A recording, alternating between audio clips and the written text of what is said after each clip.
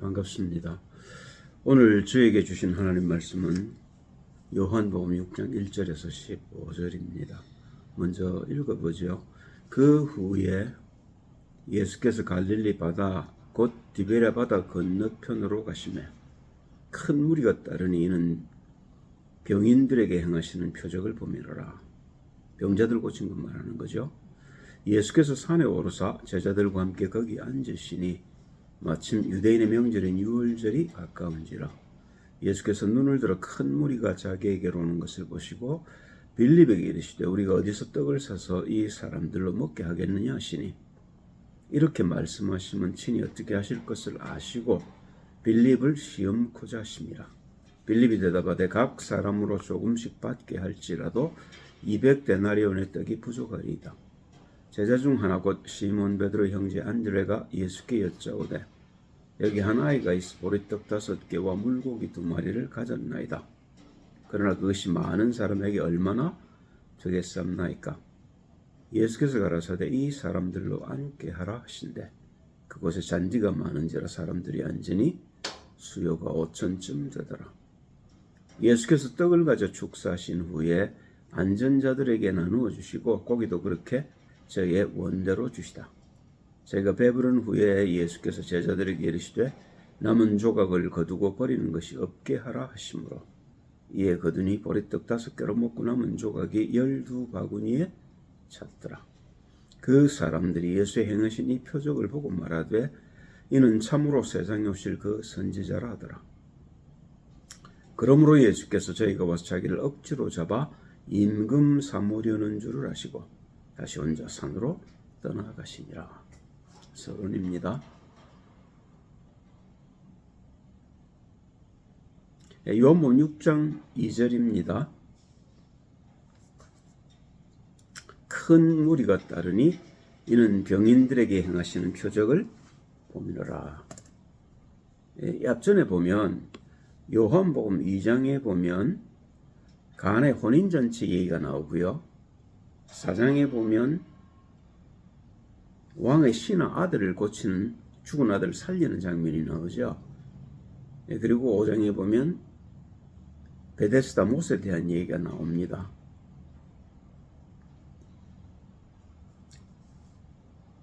요한복음 2장을 보면 물을 포도주로 만드시지요. 이게 큰 표적, 첫 표적이라고 그렇게 말씀하셨는데 왜 그게 첫 표적이냐 하면 유대인들이 갖고 있던 율법을 복음으로 바꿔주신 겁니다. 율법은 우리의 겉을 깨끗게 하는 것이지만 포도주는요 우리의 속을 시원케 하는 겁니다. 복음은 우리의 속을 바꾸러 오신 것이지 우리의 껍데기를 바꾸러 오신 게 아닙니다. 그 물 깃던 항아리 6은 결례를 행하는 물이거든요. 그러면 사람들이 나갔다가 돌아와서 발이 더러워졌으니까 발을 깨끗게 하는 것입니다. 껍데기를 깨끗게 하는 거죠.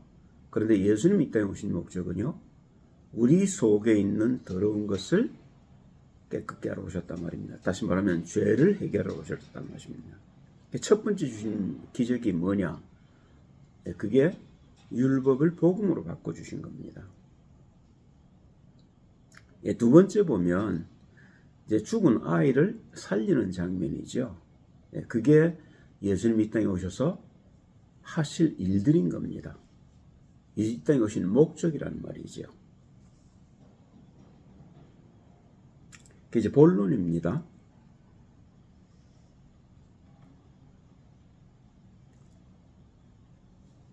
요한복음 6장 5절 7절에 보면 떡을 예를 들어서 5,000명 혹은 10,000명, 15,000명 사람에 따라 이렇게 다르게 추산하는데요. 그렇게 먹이려면 얼마만큼 돈이 있어야 될까요? 그러니까 이제 한 200데나리온 있어야 될 겁니다. 이제 그 정도로 이제 수가 많았다는 거죠. 요즘 돈으로 하면 한 2만 불쯤 되겠죠. 200불이 1데나리온이 한 사람의 1급이라고 치면 그죠? 200데나리온이면 한 2만 불쯤 안 되겠습니까? 혹은 뭐 더 될 수도 있겠고요. 그걸로도 모자라겠다 이제 이렇게 얘기를 하는 겁니다. 요한복음 6장 10절을 보면 이 사람들로 앉게 해라. 그랬더니 앉은 수가 5천쯤 되더라 그럽니다.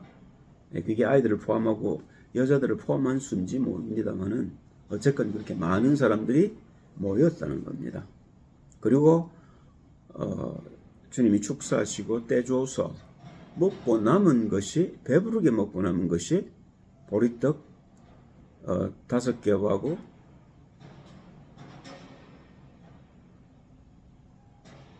생선 2마리로 12바구니가 찼다는 겁니다.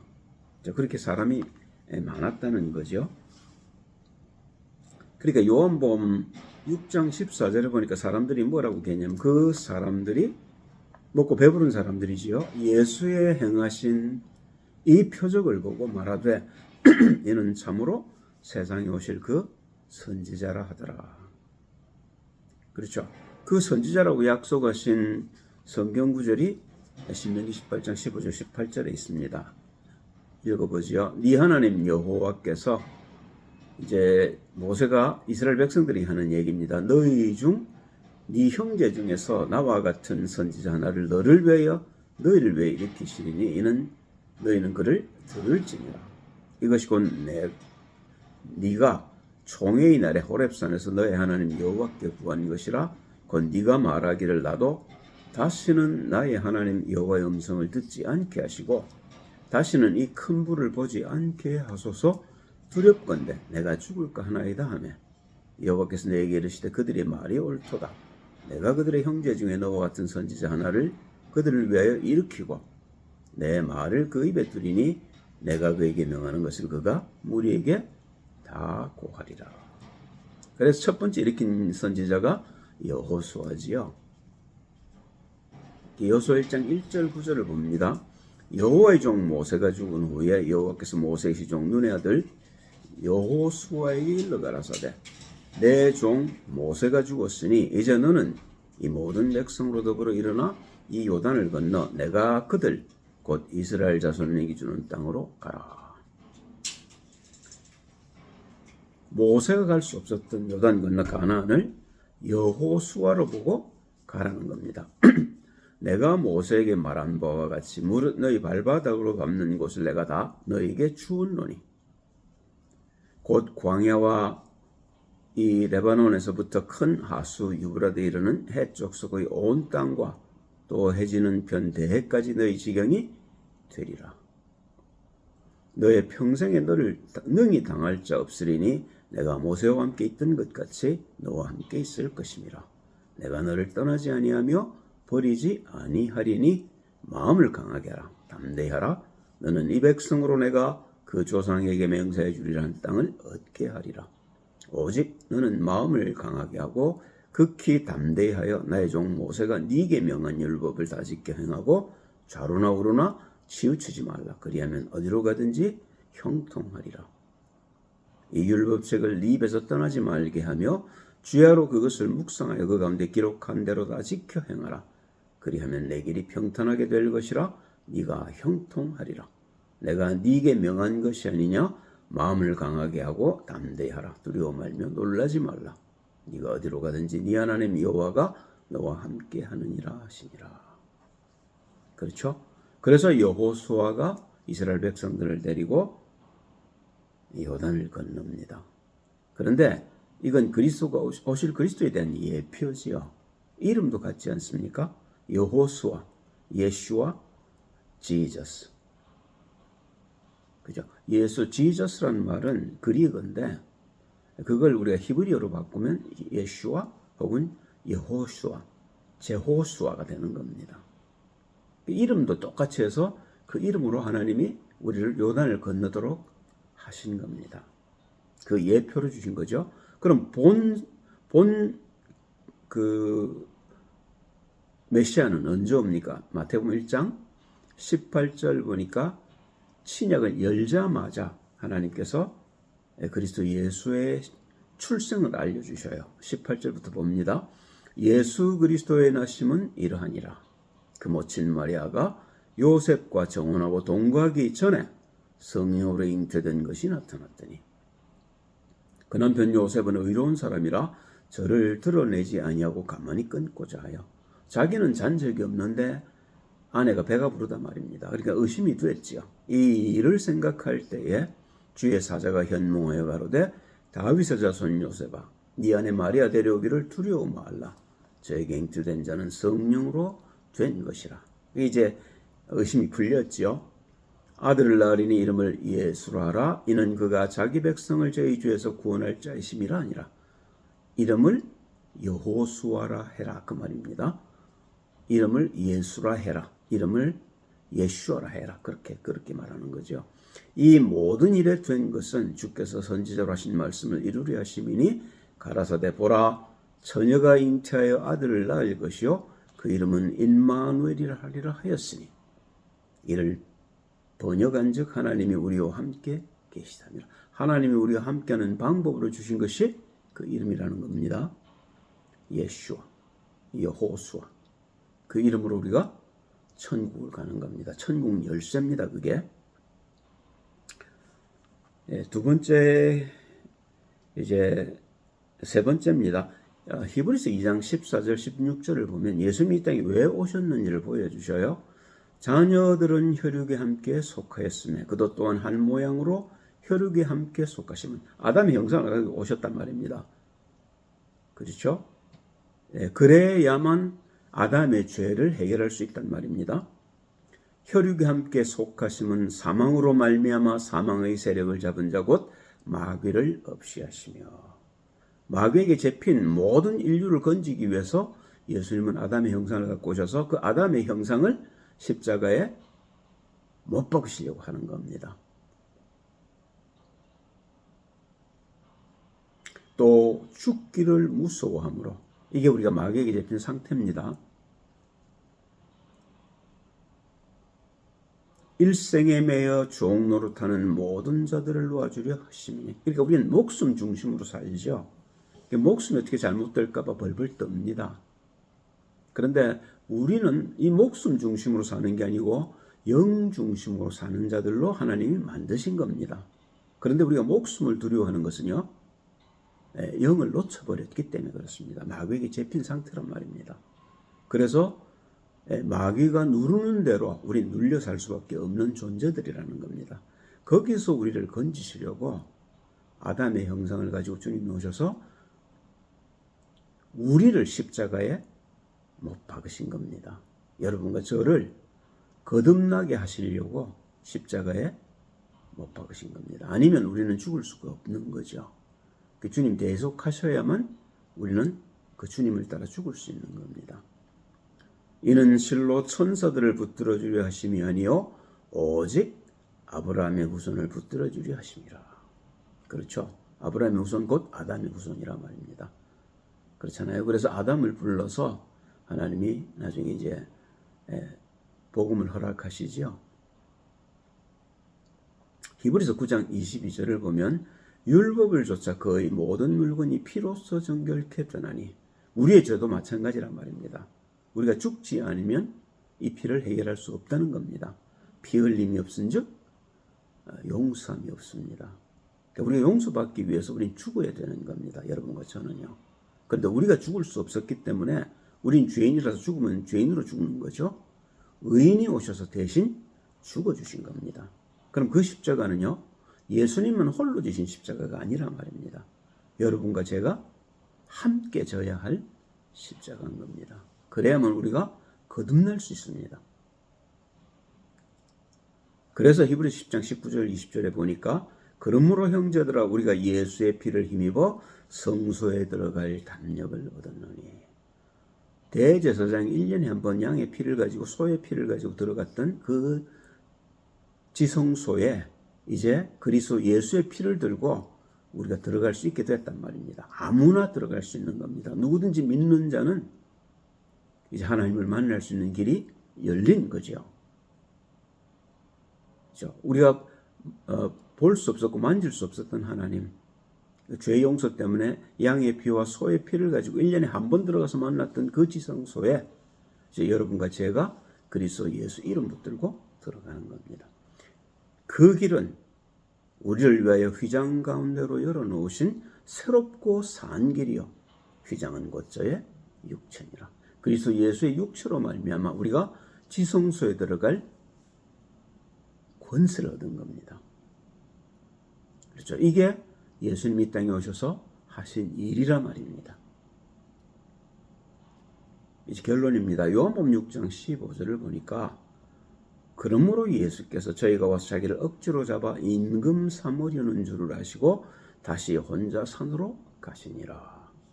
예수님이 우리에게 임금이 되러 오신 게 아니란 말입니다. 그죠? 임금이 되시면요, 꼭 우리는 그의 종이 되지요. 아닙니다. 그는 우리의 형제로 죄에 묶였던 우리를 건져내시려고, 그래서 형제를 다시 본래 하나님의 형상을 가졌던 존재로 되돌리시려고 오신 겁니다. 예, 그래서 증거가 있습니다. 그게 뭐냐면 마태복음 27장 11절입니다. 예수께서 총독 앞에 섰으며 총독이 물어 가로되 네가 유대인의 왕이냐? 예수께서 대답하시되 네 말이 옳도다시고. 그런데 이 왕은 어떤 왕이냐면 그렇게 빌라도처럼 군림하는 왕이 아니란 말입니다. 그죠? 내 속에 있는 나를 지금까지 저주했던 이 원수의 세력을 꺾으시고 그 속에 하나님으로 오셔서 나의 마음의 주인이 되실 분이다, 그 말입니다. 그 나의 하나님이죠. 나의 왕이시고요. 그런데 그 나의 왕은 어떤 왕이시냐면 내가 섬기는 왕이 아니고요, 나와 하나 된 왕입니다. 곧 내가 그의 권세와 능력을 누릴 자로 하나님 나를 부르셨다는 겁니다. 아니면 예수님은 이스라엘 백성들을 로마 제국에서 건져낼 수 있으셨어요. 그런데 그게 유대인들의 소망이었지만 하나님은 그렇게 안 하셨습니다. 왜요? 하나님은 우리의 임금이 되러 오신 게 아니란 말입니다. 그래서 섬기러 오셨고 자기 목숨을 많은 사람을 위해 대속물로 내놓으신 겁니다. 창조주가 피조물을 섬기신 겁니다. 그걸 사랑이라는 겁니다. 어떻게 이걸 우리가 이해했겠습니까?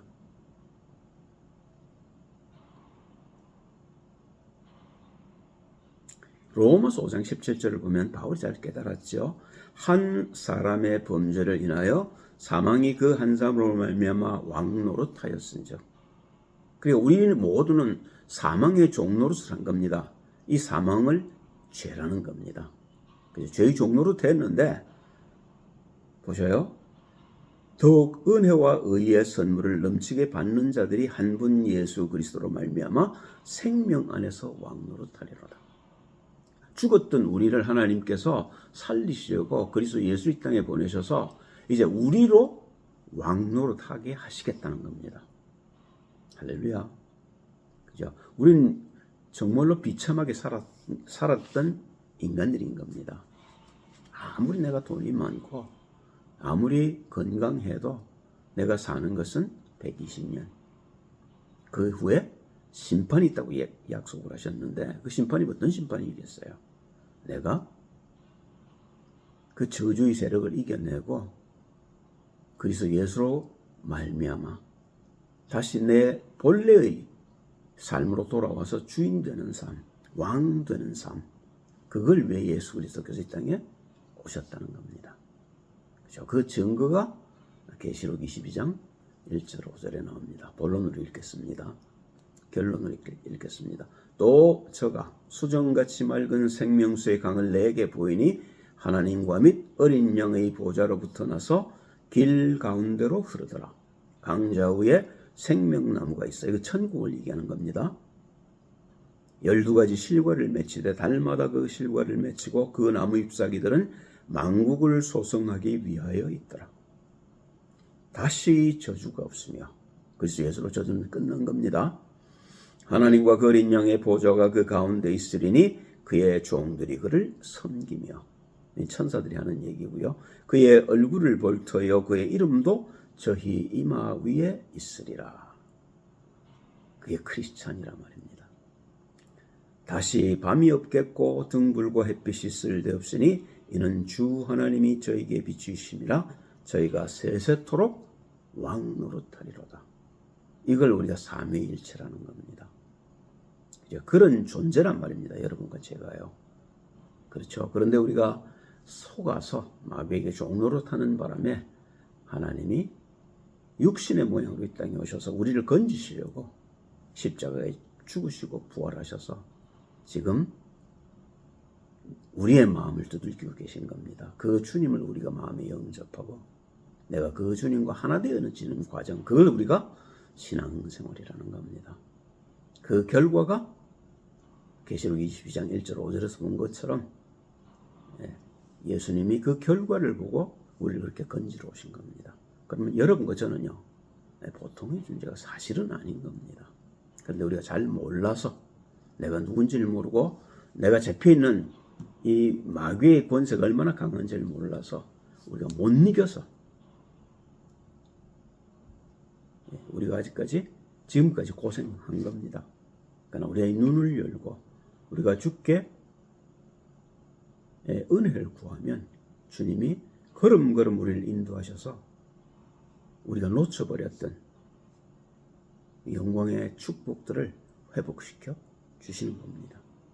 그래서 예배가 중요하고 그 예배에 받은 말씀들을 우리가 순종하는 것이 중요한 겁니다.